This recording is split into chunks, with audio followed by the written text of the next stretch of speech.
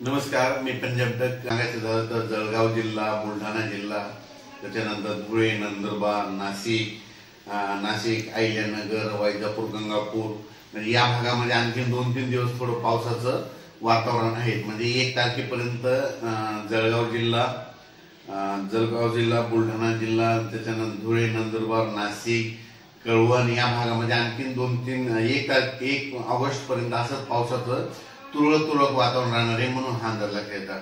मग राज्यात म्हणजे आता तुम्हाला सांगायचं झालं तर सर्वप्रथम आणि त्याच्यानंतर आज यवतमाळ देखील म्हणजे 29 तारखेला यवतमाळ, नांदेड या भागात देखील, आदिलाबाद, धर्माबाद थोडंफार पावसाचं वातावरण राहणार आहे. खूप काही मोठा राहणार नाही, पण पाऊस थोडा सध्या राहणार आहे आणि ठिकठिकाणी काही ठिकाणी सूर्यदर्शन देखील होणार आहे, म्हणून हा अंदाज लक्षात येतात. राज्यात सांगायचं झालं तर जवळपास म्हणजे 8 ऑगस्ट पर्यंत राज्यात काय होणार आहे, हवामान कोरडं राहणार आहे. जास्त असा मोठा काही पाऊस येणार नाही, म्हणून काही चिंता करायची गरज नाही.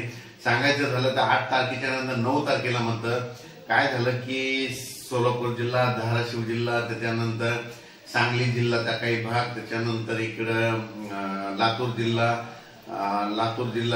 बीड जिल्हा, त्याच्यानंतर नांदेड जिल्ह्यात आणखीन काही भागामध्ये मग 9 तारखेच्या दरम्यान एकदा चांगला आणखीन परत एकदा 9-10 ऑगस्टच्या दरम्यान तिकडल्या भागामध्ये दक्षिण महाराष्ट्राकडे एक पाऊस येणार आहे, म्हणून हा अंदाज लक्षात येतो. पण राज्यात सांगायचं झालं तरी सध्या तरी 8 ऑगस्ट पर्यंत हवामान कोरडंच राहणार आहे. म्हणजे एवढा काही मोठा पाऊस नाही, म्हणून काही चिंता करायची गरज नाही. फक्त राज्यात मध्य प्रदेशचे जे लगत जे जिल्हे येतात म्हणजे मध्य प्रदेशच्या लगत कोणते, मध्य प्रदेश आणि गुजरातच्या लगत नंदुरबार जिल्हा, धुळे जिल्हा, जळगाव जिल्हा, नाशिक जिल्हा, त्याच्यानंतर बुलढाणा जिल्हा, अकोला, अकोट हे भाग जे पट्ट्याने त्याच्यामध्ये आणखीन समजा 1 ऑगस्ट 2025 पर्यंत थोडं पावसाचं वातावरण राहणार आहे, म्हणून हा अंदाज लक्षात येतो. राज्यात सांगायचं झालं तर पूर्व विदर्भ, पश्चिम विदर्भ, दक्षिण महाराष्ट्र, उत्तर महाराष्ट्र, कोकणपट्टी, खानदेश म्हणजे असा खूप काही असा मोठा पाऊस राहणार नाही.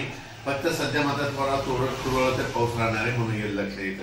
त्याच्यानंतर कोल्हापूर पासून ते सांगलीपर्यंत, कोल्हापूर, सांगली, त्याच्यानंतर निपाणी, कर्नाटकमध्ये निपाणी, बेळगाव या भागामध्ये तुम्हाला सांगायचं झालं तर म्हणजे सरीव येतील. म्हणजे असा की पट्टा डायरेक्ट नाशिक पर्यंत, कोकणपट्टीमध्ये ते रायगड, रत्नागिरी एक म्हणजे इगतपुरी पर्यंत त्या पट्ट्यामध्ये काय होईल, सरी अशा 10 मिनिटाच्या, 5 मिनिटाच्या अशा सरी येत राहते, म्हणून ते लक्षात येतं.